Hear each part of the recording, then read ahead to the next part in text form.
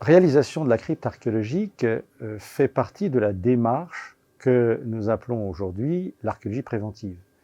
Faire une fouille d'archéologie préventive, c'est déjà conserver scientifiquement les vestiges qui sont appelés à disparaître. Le tramway c'est pas un métro, et donc on a une atteinte au sous-sol qui touche les premiers mètres, le premier mètre. En revanche, il y a ce qu'on appelle les travaux induits, les canalisations, les réseaux, les conduites de gaz, etc.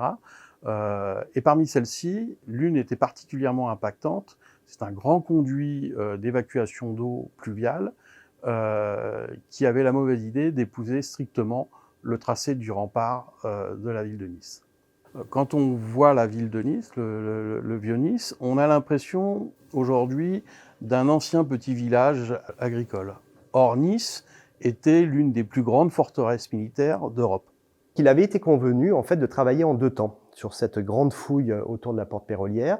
C'était d'une part de travailler à l'air libre jusqu'à à peu près 4 mètres de profondeur. Ensuite, créer la plateforme permettant de faire passer le tramway et donc de poursuivre les travaux et surtout de fermer la ligne, qui est une seule ligne en continu. Et puis ensuite, donc, pour les archéologues, de venir continuer à travailler, mais cette fois-ci sous la dalle. Donc il y a eu une incidence très forte entre du génie civil et les fouilles archéologiques. Et là, on a eu quelque chose vraiment de particulier, je dirais presque d'unique en France.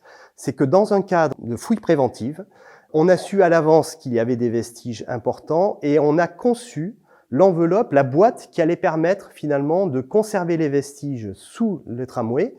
Lorsqu'on est face à une opération de cette envergure, on a bien évidemment au préalable travaillé, regardé les plans, analysé et expertisé, voire imaginé ce que l'on pouvait trouver. Mais lorsqu'on est sur le terrain, face aux vestiges qui apparaissent, il y a toujours un moment d'émotion. Les conditions de fouille étaient particulièrement difficiles parce que c'est des gros chantiers où on était en coactivité en plus avec le génie civil. Donc. On a vraiment essayé de faire en sorte de détruire le moins de vestiges possible dans l'optique de la création d'une crypte archéologique. On a essayé de faire en sorte en même temps de pouvoir avoir des passages et des circulations d'hommes, de femmes et d'engins, parce qu'à un moment donné, on a fait venir des engins mécaniques sous la dalle. C'est la première fois et la dernière fois que j'ai fouillé sous dalle, parce que c'est un exercice qu'on réalise pas tous les jours, parce que il y a des dangers, et notamment, comme je le disais tout à l'heure, les émissions de gaz. C'est vrai, même avec un capteur, ça peut être dangereux, parce que si on n'entend pas le capteur, on peut se retrouver dans une poche de gaz. Les consignes sont assez horribles. On n'a pas le droit d'aller chercher le collègue s'il est dans une poche de gaz, parce qu'on risque nous-mêmes d'y rester.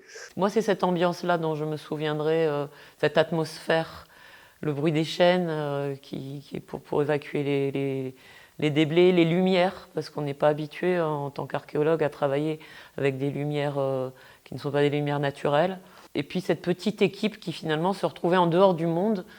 Parce que le but de l'archéologie, c'est pas de trouver des choses, c'est d'une part de les comprendre et ensuite de restituer ce nouveau savoir à la population.